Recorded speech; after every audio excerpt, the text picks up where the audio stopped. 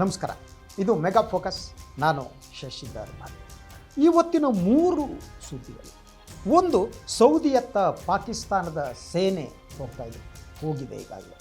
ಹಾಗಿದ್ದರೆ ಕೊಲ್ಲಿ ರಾಷ್ಟ್ರಗಳಲ್ಲಿ ಗುಪ್ತ ಮೈತ್ರಿ ನಡೀತಾ ಇದೆಯಾ? ಈ ಬಗ್ಗೆ ಮಾತನಾಡ್ತೀವಿ. ಹಾಗೆಯೇ ಸಂಧಾನ ಮಾತುಕತೆ ಏನು ಪಾಕಿಸ್ತಾನದಲ್ಲಿ ನಡೀತಾ ಇತ್ತು, ಪಾಕಿಸ್ತಾನದಲ್ಲಿ ಆ ಸಂಧಾನ ಮಾತುಕತೆ ಮುರಿದು ಬೀಳೋದಕ್ಕೆ ಕಾರಣ ಏನು? ಆಗ್ಬೋದು ಒಂದು ದೂರವಾಣಿ ಕರೆ. ಆ ಒಂದು ದೂರವಾಣಿ ಕರೆ ಯಶಸ್ಸಿನ ಹತ್ತಿರ ಇದ್ದಂಥ ಆ ಒಂದು ಮಾತುಕತೆ ಮುರಿದು ಬೀಳುವಂತೆ ಮಾಡಿತು ಅದನ್ನು ಮಾತಾಡ್ತೀವಿ. ಸೊ ಇನ್ನೊಂದು, ಪಶ್ಚಿಮ ಬಂಗಾಳದ ಚುನಾವಣೆಗೆ ಸಂಬಂಧಪಟ್ಟ ಹಾಗೆ ಪಶ್ಚಿಮ ಬಂಗಾಳದಲ್ಲಿ ಈ SIR ಅನ್ನುವುದು ಬೀದಿಗೆ ಉರುಳಾಯ್ತಾ? ಯಾಕೆಂತಂದರೆ ಮತದಾರ ಪಟ್ಟಿಯಲ್ಲಿ 90 ಲಕ್ಷಕ್ಕೂ ಹೆಚ್ಚು ಮತದಾರರ ಹೆಸರನ್ನು ಕಿತ್ತಾಕಲಾಗಿದೆ. ಎಲ್ಲೆಲ್ಲಿ ಕಿತ್ತಾಕಲಾಗಿದೆ? ಏನಾಯಿತು? ಬೀದಿಯನ್ನು ಮಣಿಸುವುದಕ್ಕಾಗಿ ಚುನಾವಣಾ ಆಯೋಗದ ನೆರವನ್ನು ರಾಜಕೀಯ ಪಕ್ಷ ಪಡಿತಾ ಇಲ್ಲ. ಸೊ ಈ ಮೂಲಕ BJP ಪಶ್ಚಿಮ ಬಂಗಾಳದಲ್ಲಿ ತನ್ನ ಪ್ರಾಬಲ್ಯವನ್ನು ಮೆರೆಯುತ್ತಾ ಈ ವಿಚಾರ ಏನಿದೆ ಇದನ್ನೇ ಮೊದಲನೇದು ಮಾತಾಡ್ತೀನಿ. ಬೀದಿಗೆ SIR ಉರುಳು. SIR ಅಂದ್ರೆ ಗೊತ್ತಲ್ಲ, ಅದು ಸಮಗ್ರವಾದಂಥ ಮತದಾರರ ಪಟ್ಟಿಯ ಪರಿಷ್ಕರಣೆ ನಡೆಯುವಂಥ. ಇದು ಏನಾಯಿತು ಹಾಗಿದ್ದರೆ, ಪಶ್ಚಿಮ ಬಂಗಾಳದಲ್ಲಿ ನೋಡಿ, ಮತದಾರರ ಪಟ್ಟಿಯಲ್ಲಿ ಈ ಪರಿಷ್ಕರಣೆಗೆ ಮೊದಲು ಇದ್ದದ್ದು 7.66 ಕೋಟಿ ಮತದಾರರು. ಎಷ್ಟು ಹೇಳಿ? 7,66,00,000 ಮತದಾರರು ಅಲ್ಲಿ ಇದ್ದರು. SIR ನಂತರ, ಅಂದರೆ ಈ ಮತದಾರರ ಪಟ್ಟಿಯ ಪರಿಷ್ಕರಣೆಯ ನಂತರ ಮತದಾರರ ಸಂಖ್ಯೆ 6,77,00,000ಕ್ಕೆ ಇಳಿತು. ಅಂದರೆ ತೆಗೆದು ಹಾಕಲಾದ ಮತದಾರರಿದ್ದಾರಲ್ಲ, ಅವರ ಸಂಖ್ಯೆ 90,83,000. ಸೊ ಇನ್ನು 27 ಲಕ್ಷ ಮತದಾರರ ಪರಿಷ್ಕರಣೆ ನಡೆದಿದೆ. ಚುನಾವಣಾ ನಡೆಯುವುದಕ್ಕೆ 6 ತಿಂಗಳ ಮೊದಲು ಪ್ರಾರಂಭವಾದ SIR. ಇವತ್ತು ಯಾವ ಪರಿಸ್ಥಿತಿ ಇದೆ ಗೊತ್ತಾ ಪಶ್ಚಿಮ ಬಂಗಾಳದಲ್ಲಿ? ಸೊ ಮತಗಟ್ಟೆಗಳ ಮುಂದೆ ನಿಲ್ಲಬೇಕಾದಂಥವರು ಈಗ ಅಲ್ಲೇನು ನ್ಯಾಯಮಂಡಳಿ ಇದೆ ಅದರ ಮುಂದೆ ಸಾಲುಗಟ್ಟಿ ನಿಂತಿದ್ದಾರೆ. ನಾವು ಈ ದೇಶದ ಪ್ರಜೆ, ನಾವು ಈ ರಾಜ್ಯದ ಪ್ರಜೆಗಳು ನಮ್ಮ ಮತದಾನದ ಹಕ್ಕುಗಳನ್ನು ಕಸಿದುಕೊಳ್ಳಬೇಡಿ ಅಂತ ಕೇಳ್ತಾರೆ. ಕಾಯ್ತಿದ್ದಾರೆ. ಒಂದು ವರದಿಯ ಪ್ರಕಾರ ಇದುವರೆಗೆ ಈ ರೀತಿ ತಮ್ಮ ಮತದಾರರ ಪಟ್ಟಿಯಲ್ಲಿ ತಮ್ಮ ಹೆಸರು ಇಲ್ಲ ಅನ್ನುವ ಕಾರಣಕ್ಕಾಗಿ ಪರಿಷ್ಕರಣೆಗಾಗಿ ನ್ಯಾಯಮಂಡಳಿಯ ಮುಂದೆ ನಿಂತು ಅಲ್ಲೇ ಬಿದ್ದು ಸತ್ತವರ ಸಂಖ್ಯೆ ಎಷ್ಟು ಗೊತ್ತಾ? 220 ಜನ. ಬಿಸಿ ಯಾರಿಗೇ ಆಗಲಿ ನೀವು ದೇಶದ ನಾಗರಿಕ ಅಂತ ಪ್ರೂವ್ ಮಾಡಬೇಕು ಅನ್ನುವ ಸ್ಥಿತಿ ನಿರ್ಮಾಣ ಆಗೋದಿದೆಯಲ್ಲ, ಹಲವರಿಗೆ ಆಘಾತ ಆಗಿದೆ, ಹಲವರಿಗೆ ಹೃದಯಾಘಾತದಲ್ಲಿ ಸತ್ತಿದ್ದಾರೆ. ಭಾಳಷ್ಟು ಜನ ಸರದಿಯ ಸಾಲಿನಲ್ಲಿ ನಿಂತು ಸತ್ತಿದ್ದಾರೆ. ಸೊ 20 ವರ್ಷಗಳ ನಂತರ ಪಶ್ಚಿಮ ಬಂಗಾಳದಲ್ಲಿ ಈ ಪರಿಷ್ಕರಣೆ ನಡೀತಾ ಇದೆ.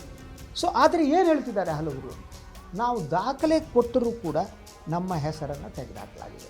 ನಾವು ದಾಖಲೆಯನ್ನು ಕೊಡ್ತೀವಿ, ನಮ್ಮ ಹತ್ರ ವೋಟರ್ ID ಇದೆ, ನಮ್ಮ ಹತ್ರ ಬೇಕಾದಂಥ ದಾಖಲೆಗಳೆಲ್ಲ, ಆದರೆ ಆ ದಾಖಲೆಗಳನ್ನು ಸ್ವೀಕಾರ ಮಾಡೋದಕ್ಕೆ ಸಿದ್ಧರಿಲ್ಲ ಅನ್ನೋದು.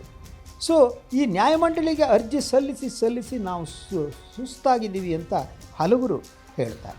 ಸೊ ನಿಮಗೆ ಇನ್ನೂ ಕೆಲವು ವಿವರಗಳು ಕೊಡ್ತೀನಿ. 2025 ನವೆಂಬರ್ 4 ಪಶ್ಚಿಮ ಬಂಗಾಳದಲ್ಲಿ SIR ಮೊದಲ ಬಾರಿ ಪ್ರಾರಂಭ ಆಯಿತು.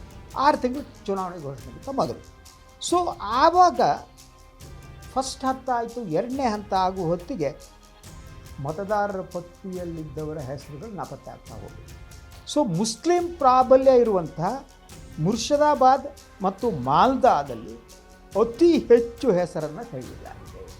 ಉದ್ದೇಶವನ್ನು ಅರ್ಥ ಮಾಡ್ತೀವಿ. ಚುನಾವಣಾ ಆಯೋಗ ಯಾರ ಏಜೆಂಟ್ರಂತೆ ಕೆಲಸ ಮಾಡ್ತಿದೆಯಾ ಈ ಪ್ರಶ್ನೆಗಳನ್ನು ಇಟ್ಕೊಂಡು ನೋಡಿ. ಸೊ ಮುಸ್ಲಿಂ ಪ್ರಾಬಲ್ಯದ ಇರುವಂಥ ನೀವು ಮುರ್ಷಿದಾಬಾದ್ನಲ್ಲಿ ಮತದಾರರ ಪಟ್ಟಿಯಿಂದ ಹೆಸರನ್ನು ತೆಗೆದು ಹಾಕಿರುವುದು 66% ಮುಸ್ಲಿಂ ಪ್ರಾಬಲ್ಯದ ಮುರ್ಷಿದಾಬಾದ್ನಲ್ಲಿ ಒಂದು 100 ಜನ ಮತದಾರರಿದ್ದರೆ 66 ಜನರ ಹೆಸರನ್ನು ತೆಗೆಯಲಾಗಿದೆ. ಇನ್ನು ಮಾಲ್ದಾದಲ್ಲಿ 55%, ಅಂದರೆ ಮತದಾರರ ಪಟ್ಟಿಯಲ್ಲಿರುವಂಥ ಕೇವಲ 45% ಜನರ ಹೆಸರಿದೆ, 55% ಹೆಸರನ್ನು ತೆಗೆದುಹಾಕಲಾಗಿದೆ. ಸೊ ಈ ಎರಡೂ ಕ್ಷೇತ್ರಗಳಲ್ಲಿ ಕೈ ಬಿಟ್ಟಂತಹ ಒಟ್ಟು ಮತದಾರರ ಪಟ್ಟಿಯಲ್ಲಿದ್ದ ಹೆಸರನ್ನು ನೋಡ್ತಾ ಹೋಗಿ ನಿಮಗೆ 1 ಕೋಟಿ ಹತ್ತಿರ ಆಗುತ್ತೆ ನೀವು ಈ ಪರಿಷ್ಕರಣೆಗೆ ಸೇರಿದೆ. ಅದರ ಜೊತೆಗೆ ಬಹಳಷ್ಟು ಮುಸ್ಲಿಂ ಮಹಿಳೆಯರ ಹೆಸರನ್ನು ಬಿಡಲಾಗಿದೆ. ಒಟ್ಟಾರೆಯಾಗಿ ಈ ನೋಡಿದರೆ ಸುಮಾರು 57 ಲಕ್ಷ ಮುಸ್ಲಿಂ ಮಹಿಳೆಯರ ಹೆಸರನ್ನು ತೆಗೆದಿದ್ದಾರೆ. ಅರ್ಥ ಆಯ್ತಲ್ವಾ? ಚುನಾವಣಾ ಆಯೋಗ ಇವನ್ನು ನಾನು ಹಿಂದೊಂದು ಸಲ ಮಾತನಾಡಿದ್ದೆ, ಸರ್ವೋಚ್ಚ ನ್ಯಾಯಾಲಯದ ನ್ಯಾಯಮೂರ್ತಿ ನಾಗರತ್ನ ಅವರು ಇಂಡೈರೆಕ್ಟ್ಲಿ ವಿಚಾರವನ್ನು ಪ್ರಸ್ತಾಪ ಮಾಡಿದ್ದಾರೆ. ಸೊ ಅವರು ಮಾತನಾಡ್ತಾ ದಟ್ ಚುನಾವಣಾ ಆಯೋಗ ಅನ್ನೋದಿದೆ ಅದು ಯಾರದೋ ನಿಯಂತ್ರಣದಲ್ಲಿ ಕೆಲಸ ಮಾಡಕೂಡದು ಅಂತ. ಸೊ ಇವತ್ತು ಭಾರತದಲ್ಲಿ ಚುನಾವಣಾ ಆಯೋಗ ಏನಿದೆ ಅದು ಸರ್ವತಂತ್ರ ಸ್ವತಂತ್ರ ಸಂಸ್ಥೆಯಾಗಿ ಉಳಿದಿಲ್ಲ. ಅದು ರಾಜಕೀಯ ಪಕ್ಷದ ಎಜೆಂಡಾವನ್ನು ಅನುಷ್ಠಾನಗೊಳಿಸುವ ಒಂದು ಸಂಸ್ಥೆಯಾಗಿ ಪರಿವರ್ತನೆ ಆಗಿದೆ ಅಂತ ಅನುಮಾನ ಮಾಡ್ತಾ ಇದೆ. ಅದರ ಜೊತೆಗೆ ಈ SIR ವಿಚಾರಕ್ಕೆ ಬಂದು ಪಶ್ಚಿಮ ಬಂಗಾಳ, ಓಕೆ ಫೈನ್, ಪಶ್ಚಿಮ ಬಂಗಾಳದಲ್ಲಿ ಆ ಬಾಂಗ್ಲಾದೇಶದಿಂದ ಬಂಗಾಳಿಗಳು ನುಗ್ಗಿದ್ರು ಅಂತ ಇಟ್ಕೊಳ್ಳೋಣ, ಬಂದರು ಅಂತ ಇಟ್ಕೊಳ್ಳೋಣ. ಅದನ್ನು ತಡಿಬೇಕಾದವ್ರು ಯಾರು? ನಾವು ನೀವು ಹೋಗಿ ತಡೆಯೋಲ್ಲ. ಯಾಕೆ ತಡಿಬೇಕು? ಅಥವಾ ಪಶ್ಚಿಮ ಬಂಗಾಳದ ಮುಖ್ಯಮಂತ್ರಿ ತಡೆಯೋಕ್ಕಾಗತ್ತಾ? ಯಾಕೆ ಕೆಲಸ? ಅದು ಕೇಂದ್ರ ಸರ್ಕಾರದ ಕೆಲಸ. ಅದರ ಜವಾಬ್ದಾರಿ ಯಾರ್ದು? ಕೇಂದ್ರ ಗೃಹ ಸಚಿವರು ಅಮಿತ್ ಶಾ ಅವರು. ಸೊ ಯಾಕೆ ತಡೆಯೋಕ್ಕಾಗ್ತಾ ಇಲ್ಲ? ಯಾಕೆ ತಡೆಯೋಕ್ಕೆ ಸಾಧ್ಯ ಆಗ್ತದೆ? ಅದರ ಜೊತೆಗೆ ಭಾರತದಲ್ಲೇ ಅತಿ ಹೆಚ್ಚು ಮುಸ್ಲಿಮರೇನಿದ್ದಾರೆ ಅವರಿರೋದು ಪಶ್ಚಿಮ ಬಂಗಾಳದಲ್ಲಿ. ನಿಯರ್ಲಿ 30% ಮುಸ್ಲಿಮರಿದ್ದಾರೆ. ಯಾಕೆಂದರೆ ಅದು ಗಡಿ, ಇದು ಮೊದಲಿಂದ ಹಾಗೇನೆ. ಆದರೆ ಬಂಗಾಲಿ ಮುಸ್ಲಿಮರು ಉಳಿದ ಮುಸ್ಲಿಮರಿಗಿಂತ ಡಿಫ್ರೆಂಟ್ ಆದವರು.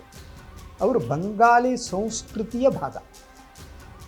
ಈವನ್ ಬಾಂಗ್ಲಾದೇಶದಲ್ಲಿರುವವರು ಹಾಗೆ. ಅವರ ಭಾಷೆ ಬಂಗಾಲಿ, ಅವರ ಬದುಕು, ಅವರ ಇತಿಹಾಸ, ಅವರ ನಂಬಿಕೆ ಎಲ್ಲ ಕೂಡ ಅವರ ಬಂಗಾಲಿ ಹಿನ್ನೆಲೆಯದ್ದು.